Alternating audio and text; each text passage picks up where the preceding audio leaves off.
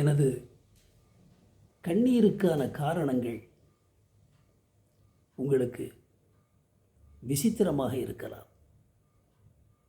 ஆனால் அதுதான் உண்மை, அதுதான் சத்தியம். காலையில் எந்திரிச்சு பத்திரிக்கையை பிரிக்கிறோம். பிரித்த உடனேயே விபத்துக்களை பற்றி செய்திகள் வருகின்றன. அது ட்ரெயின் ஆனாலும் சரி, பஸ்ஸு, கார், டூ வீலர்ஸ் எல்லாம் சேர்ந்த கலவை செய்திகள், அன்றாட விபத்துகள் ஒவ்வொரு பக்கத்திலும் வருகிறது. அதையெல்லாம் பார்க்கும்போது நம்மளை எந்த அளவு அது பாதிக்குது, இதெல்லாம் எவ்வளவு செயற்கையாக நடக்குது அப்படின்னு நினச்சி பார்க்கும்போது நமக்கு உண்மையிலேயே என்னை பொறுத்தவரை கண்ணீர் தான் வருகிறது. இதற்கு பரிகாரமே இல்லை என்று சொல்லத்தக்க அளவில் செயற்கையான விபத்துகள். ஒரு ட்ரெயினில் ஜேர்னி பண்ணி போகிறோம், லாங் டெஸ்டினேஷன். அது வழியில் ஏதோ ஒரு காரணத்தால் நின்று விடுகிறது. உடனே இந்த பேசஞ்சர்ஸ் எல்லாம் ட்ரெயினிலிருந்து கீழே குதிக்கிறாங்க. என்ன காரணம்? ஏன் ட்ரெயின் நின்றுட்டு? இதை தெரிந்து கொள்ளுகின்ற ஆவலில் என்ஜின் வரைக்கும் போயிடுறாங்க. மற்றவங்க இவங்க தெரிஞ்சிட்டு வரட்டும்னு சொல்லி அந்த தண்டவாளங்களில், பக்கத்து தண்டவாளங்களில் அமர்ந்து கொள்ளுகிறார்கள். சிகரெட் பிடிக்கிறாங்க, ரொம்ப கேஷுவலாக. ரயில்வே லைனில் இவங்க நிற்கக்கூடிய கோலத்தை பார்க்கின்ற பொழுது எவ்வளவு செயற்கையாக விபத்துக்களை இவர்கள் ஏற்படுத்துகிறார்கள் என்பதை பார்க்கின்ற பொழுது கண்ணீர் வருகிறது. நீங்கள் ஃப்ளைட்டில் போகிறீங்க, விமானத்தில் நடுவழியில் ஏதாவது விமானத்தில் பிரச்சனை ஏற்பட்டாலோ, ஒரு டர்புலன்ஸ் மாதிரி, அதிர்வுகள் மாதிரி ஏதாவது காரணத்திற்கு அந்த விமானத்தில் பிரச்சனை ஏற்பட்டாலோ உடனே நீங்கள் ட்ரெயினிலிருந்து கீழே குதித்த மாதிரி விமானத்திலிருந்து கீழே குதிச்சிருப்பீங்களா? குதிக்க முடியும். அது பாராசூட் உதவியால் குதிக்க முடியும், அது வேறு விஷயம். ஆனால் பிரச்சனைன்னா ட்ரெயினிலேருந்து குதித்த மாதிரி விமானத்திலேருந்து குதிக்க முடியுமா? அப்போ ஏன் ட்ரெயினிலேருந்து கீழே குதிக்கிறீங்க? எப்படி துன்பத்தை விலை கொடுத்து வாங்குறீங்க? அதை நினச்சி பார்க்குறேன். காரில் ட்ராவல் பண்ணுறது அது ஒரு தனி ரகம். காரில் ட்ராவல் பண்ணி போகிறவங்க கிளாஸ் எல்லாம் ஏற்றி வச்சுட்டு, ஏசி போட்டுட்டு, உள்ள பாட்டை உச்சஸ்தாயில் வச்சு கேட்குறது. வெளியில் என்ன நடக்குது, என்ன சத்தம் கேட்குது, இது பற்றியெல்லாம் இவர்களுக்கு கவலை இல்லை. இந்த டிரைவர்ஸுக்கெல்லாம் பார்த்தீங்கன்னா, என் அனுபவம், நம்ம கூட வரக்கூடியவங்க ஏறின உடனேயே பிரேக் சரியாக இருக்கா, ஆக்சிலேட்டர் சரியாக இருக்கா, இதெல்லாம் பார்க்குறதுக்கு முன்னாடியே அந்த பாடல்கள், அந்த சிஸ்டம் சரியாக இருக்கா அப்படின்னு அதைத்தான் போய் பார்க்குறான். நேஷனல் ஹைவேஸில் நடக்கக்கூடிய சம்பவங்கள் என்னை ரொம்ப பாதிச்சிருக்கு. மெட்ராஸ் போகிறோம், ஒரு ஹோட்டலில் சாப்பிட்றோம், சர்வீஸ் ரோட்டில் போய் ஒரு ஹோட்டலில் போய் சாப்பிட்றோம். அது ஏதோ பார்வதி பவன், சங்கீதம்லாம் திருச்சி கொள்ளிடம் தாண்டின உடனே, கொள்ளிடம் பாலம் தாண்டின உடனே வரும் பியூர் வெஜிடேரியன் ஹோட்டல்ஸு. இதிலெல்லாம் போய் நம்ம சாப்பிட்டுட்டு வெளியே திரும்ப நேஷனல் ஹைவேக்கு, தேசிய நெடுஞ்சாலைக்கு வருகிற போது வலது பக்கம் பார்த்து வாகனங்கள் வருகிறதா, எந்த ரேஞ்சில் வருது, நம்ம எப்படி நம்முடைய பாதுகாப்பை ஊர்ஜிதம் செய்து மேலே ஏறுவது, திரும்புவது இடது பக்கம் அப்படிங்கிறது நிறைய பேர் அதை கவனிக்கிறது இல்லை. நான் எல்லோரையும் சொல்லவில்லை, என்னுடைய அனுபவத்தில் நடந்த சம்பவங்களை சொல்கிறேன். அலர்ட்டாக இருக்கணும். அதில் நடக்கின்ற விபத்துகள். அப்புறம் இப்போ சமீப காலமாக நடக்கக்கூடிய விபத்துகள் மிகவும் வினோதமானவை. தேசிய நெடுஞ்சாலையில் அது நிறைய நடக்குது. ஏதாவது காரணத்துக்காக லாரி பிரேக் டவுன் ஆகி அதை நிறுத்தியிருப்பான். அது டே டைமோ நைட்டு ரொம்ப ரிஸ்க்கு.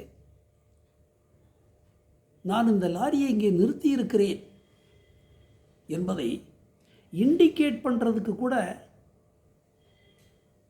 ஆஸ் பர் ப்ரொசீஜர் அந்த முக்கோண வடிவிலான சாதனத்தை வைத்து மற்றவர்களுக்கு தெரியப்படுத்த வேண்டும் என்ற அக்கறை கொஞ்சம் கூட இல்லாமல் அந்த இருளில் அந்த வாகனத்தை நிறுத்தி வைப்பது.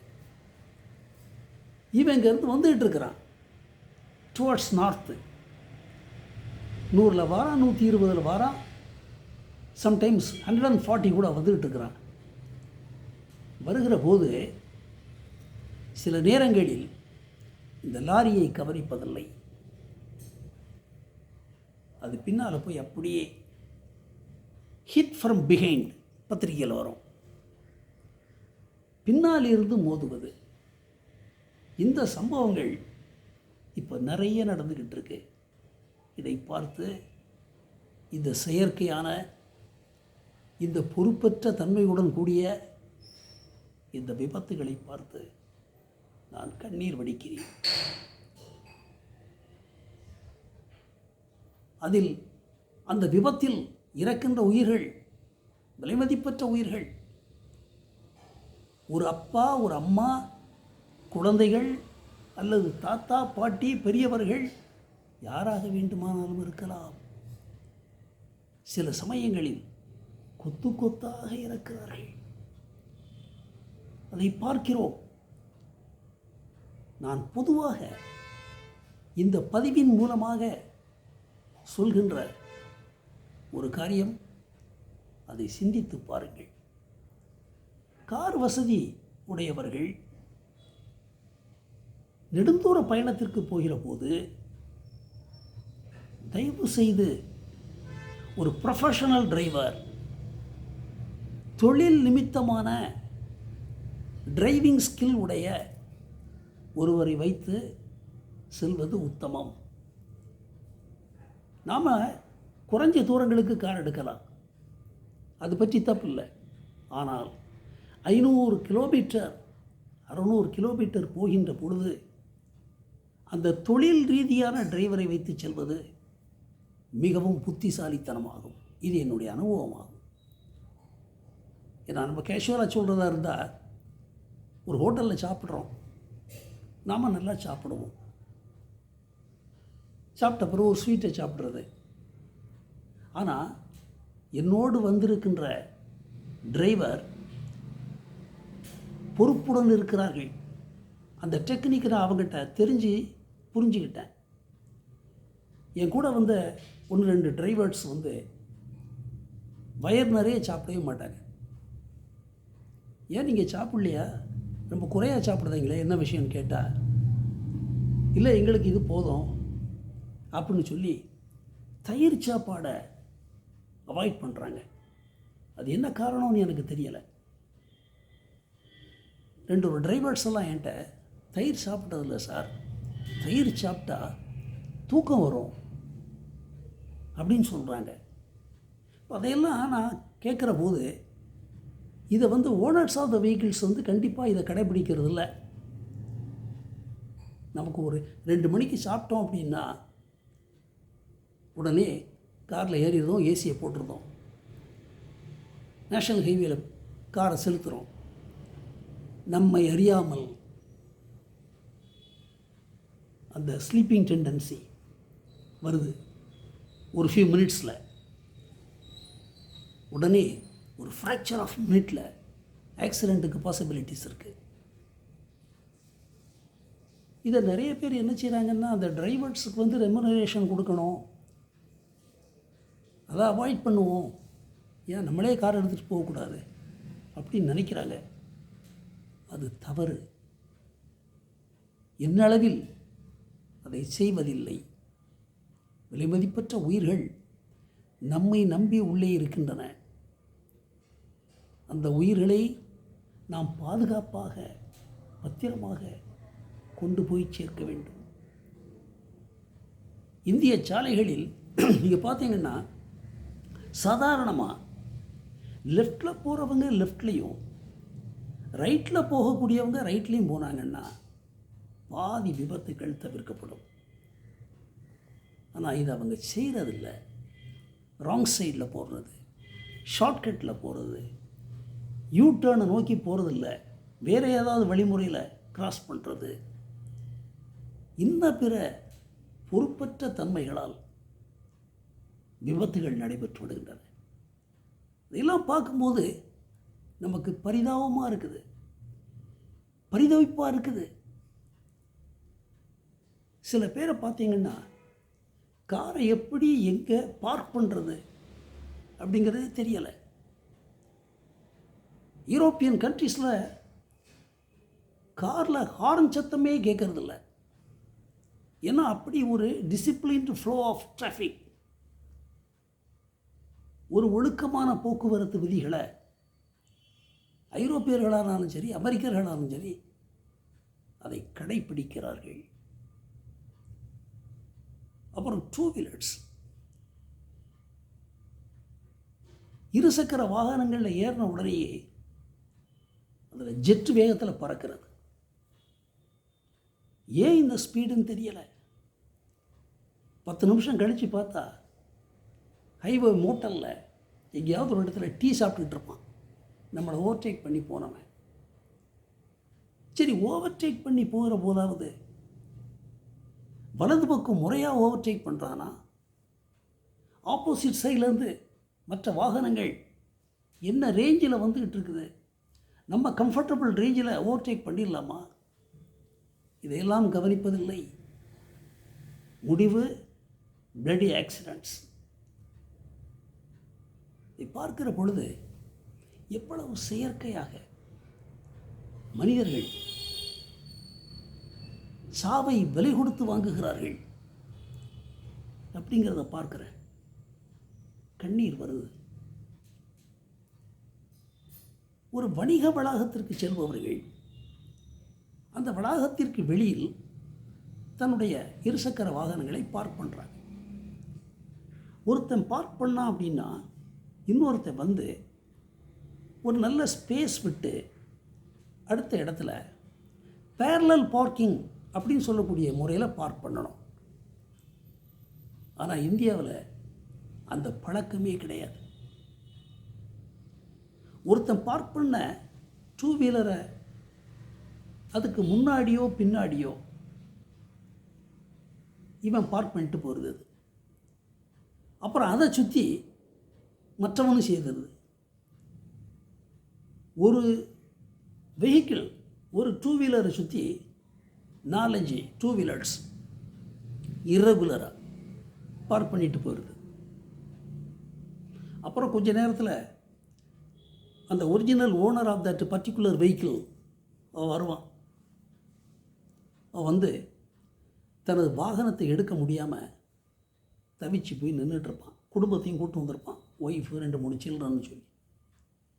மற்றவர்கள் வந்த பிறகு தான் இதை எடுக்கணுங்கிற நிலைமை. ஒரு வாகனத்தை எப்படி ஒழுக்கமாக மற்றவர்களுக்கு இடையூறு இல்லாமல் அதை நிறுத்துவது என்கிற அடிப்படை அறிவு, போக்குவரத்தினுடைய அடிப்படை சென்ஸ் அது கூட இல்லாமல் மற்றவர்களுக்கு இடையூறாக என்னென்னலாம் நடக்குது. நம்ம பார்க்குறோம். இதில் என்னுடைய அனுபவம், இந்த 2 வீலரில் பின்னால் லேடிஸை வச்சுட்டு போவான். அது ஒய்ஃபாக இருக்கலாம், இல்லை டாக்டராக இருக்கலாம், தெரிந்தவர்களாக இருக்கலாம். அதில் பெரும்பான்மையான பெண்கள் தங்களுடைய துப்பட்டாவை ஃப்ரீயாக போட்டிருப்பாங்க. அது குறிப்பாக நேஷனல் ஹைவேல போகிற போது அங்கே அடிக்கக்கூடிய அந்த காற்று, வாகனத்தின் வேகம், இதில் அந்த துப்பட்டா அது இஷ்டத்துக்கு பறக்கும். பெரும் விபத்துக்களுக்கு அது காரணமாக அமைகின்றன. அந்த துப்பட்டா ட்ரூப் ஆகி கீழே நடுவுகின்ற பொழுது பின்வீலில் அது சுழன்று சிக்கிக்கொண்டு நம்மை தூக்கி வீசக்கூடிய நிலைமை எத்தனையோ சம்பவங்கள் நடந்திருக்கு. நான் இதையெல்லாம் பார்த்துட்டு இதை நம்மால் என்ன செய்ய முடியும்? நான் சில நேரங்களில் சிலரை நிறுத்தி, சார் அந்த லேடியை, அந்த அம்மாவை துப்பட்டாவை நாட் போட சொல்லுங்கள், முடிச்சு போட சொல்லுங்கள், அதுதான் சேஃப்டி அப்படின்னு சொல்லி இருக்கிறேன். இதனால் எனக்கு சில பிட்டர் எக்ஸ்பீரியன்ஸஸ், கசப்பான சம்பவங்கள்லாம் நடந்திருக்கு. அது வேறு விஷயம். உனக்கென்னையான்லாம் கேட்டுக்கிறான், அப்படியெல்லாம் நடந்திருக்கு. உனக்கென்னையான்னு கேட்டவன்லாம் வீடு போய் சேர்ந்தானா இல்லையான்னு எனக்கு தெரியாது. எல்லாம் பார்த்து கண்ணீர் வடிப்பதை தவிர வேறு வழி இல்லை. இன்னொரு இன்சிடெண்ட்டு இந்தியா முழுதும் நடக்கு. அதாவது இந்த போர்வெல் சர்வீஸ்னு சொல்லி போர் தோண்டி தண்ணீர் கிடைக்காவிட்டால் அது அப்படியே அபண்டனாக போட்டுட்டு போயிடுறது. ஓப்பனிங் கண்டிஷனில் சிலவன் சாக்கை சுற்றி கட்டி வைக்கிறான். அது ஒரு பெரிய ப்ரொடெக்ஷன் நினச்சி. அது பக்கத்தில் சில்ட்ரன் விளையாடுறாங்க. விளையாடும் பொழுது விபரீதம் நடந்து விடுகிறது. எத்தனையோ குழந்தைகள் போர்வெல் உள்ள விழுந்துருது. ஃபயர் சர்வீஸ் வராங்க, ஜேசிபி வருது, பக்கத்திலேயே ஆழ்துளை கிணறு தூண்டப்படுகிறது. நேரம், பணம், மனித சக்தி அத்தனை விரயமாகுது. இந்தியாவில் சர்வ சாதாரணமாக நடக்குது. தவிர்க்கப்பட வேண்டிய விபத்துகள் நடந்துக்கிட்டு நம்ம பார்க்குறோம். இன்னைக்கு ட்ரெண்டு, இந்த மாடர்ன் வேர்ல்டு, இந்த நவீன உலகில் செல்ஃபி எடுப்பதில் எத்தனை பேர் செத்து போகிறாங்க நம்ம எல்லாம் தான் பார்க்குறோமே. செல்ஃபி எடுப்பதில் தவறில்லை, நானே செல்ஃபி எடுப்பேன். அதில் எல்லோருக்கும் மோகம் உண்டு. ஆனால் அதை பாதுகாப்பற்ற முறையில் மலைகளிலும், மலை சிகரங்களிலும், பள்ளத்தாக்குகளிலும், அருவிக்கரை ஓரம் இருக்கின்ற பாறைகளிலும் எந்த பாதுகாப்பு உபகரணமும் இல்லாமல், தொழில் ரீதியாக எந்த விதமான பாதுகாப்பு உபகரணம் இல்லாமல் செல்ஃபி எடுக்கிறது, அந்த அதல பாதாள பாறைகளுக்கிடையே விழுந்திருந்தது, அருவியில் விழுந்தது. இதை பார்த்து அன்றாட செய்திகளில் கண்ணீர் வடிக்கிறேன். தவிர்க்கப்பட வேண்டிய சம்பவங்கள். ஆறு, குளம், கிணறு, அருவி எல்லாத்துலேயும் நீச்சல் தெரியாமல் பசங்க இறங்கிடுறாங்க. அது பெரியவர்களானாலும் சரி, சிறியவர்களானாலும் சரி, அடிப்படை நீச்சல் தெரியாமல் இந்த நீர்நிலைகளில் இறங்கி, அது டெய்லி செய்தி, அன்றாடம் வானிலை நிலவரம் மாதிரி, தங்கம் விலை நிலவரம் மாதிரி அன்றாட செய்திகள் வருகின்றன. அதை பார்க்கின்ற பொழுதெல்லாம் துடித்து போகிறேன், கண்ணீர் வருகிறது. மக்களுக்கு road sense, traffic sense, selfie எடுப்பதற்கு எந்த நடைமுறை வேண்டும், எப்படி செய்வது, எவ்வளவு பாதுகாப்பாக இருந்து அதை எடுக்க வேண்டும் அப்படிங்கக்கூடிய அடிப்படை அறிவு இதெல்லாம் வருவதற்குண்டான ஒரு வழிமுறைகளை நாம் உருவாக்க வேண்டும். கல்வியோடு இதையும் அவர்களுக்கு போதிக்கின்ற அளவிற்கு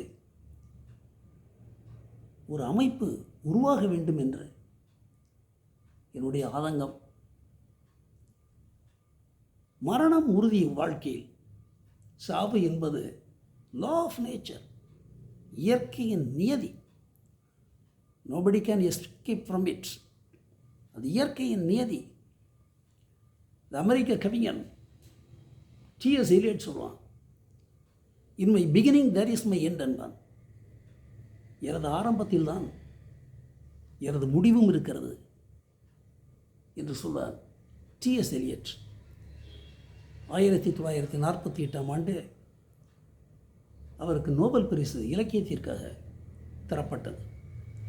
அது மாதிரி பிறக்கிற போதே நம்முடைய இறப்பு உறுதி செய்யப்படுகிறது.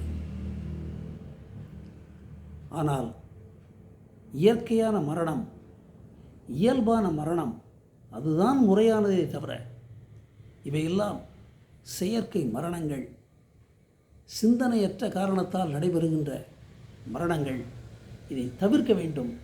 இந்த பூமியில் நாம் மரணம் வரும் வரை இனிமையாக வாழ வேண்டும். இப்படி ஒவ்வொருவரும் ஒரு சங்கல்பம் எடுத்துக்கொள்ள வேண்டும் என்று கூறி இந்த அளவில் உங்களிடமிருந்து விடைபெற்றுக் கொள்ளுகின்றேன். நன்றி, வணக்கம்.